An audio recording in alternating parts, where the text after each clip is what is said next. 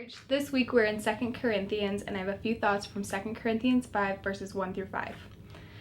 Now, we know that if the earthly tent we live in is destroyed, we have a building from God, an eternal house in heaven, not built by human hands. Meanwhile we groan, longing to be clothed with our heavenly dwelling, because when we are clothed, we will not be found naked. For while we are in this tent, we groan and are burdened, because we do not wish to be unclothed, but to be clothed with our heavenly dwelling, so that what is found mortal may be swallowed up by life. Now it is God who made us for this very purpose, and has given us the Spirit as a deposit, guaranteeing what is to come. When I read this, I felt just really seen and comforted.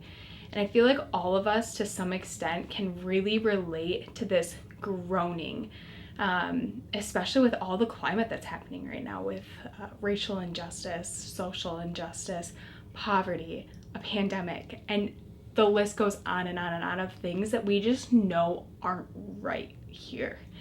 And I'm like, man, if that word groan doesn't speak to my soul. And yeah, I just felt super, super comforted by the fact that this isn't the end game.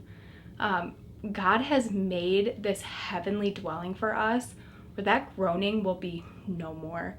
And all of the injustices that we see today will fade because they will be redeemed. Not just wiped away, but redeemed, made new and made perfect by the Lord, who loves us and who has built a space for us to dwell in that is perfect. And yeah, I just felt comforted from that, and I hope that you guys can too. And one thing that I have been thinking about is, man, if we could take the things that we are burdened by and are groaning by, give them to the Lord, and then ask Him to give us a glimpse of what it would look like if those things were redeemed. I just think that we could live in better peace this week. I hope that encourages you. Thanks.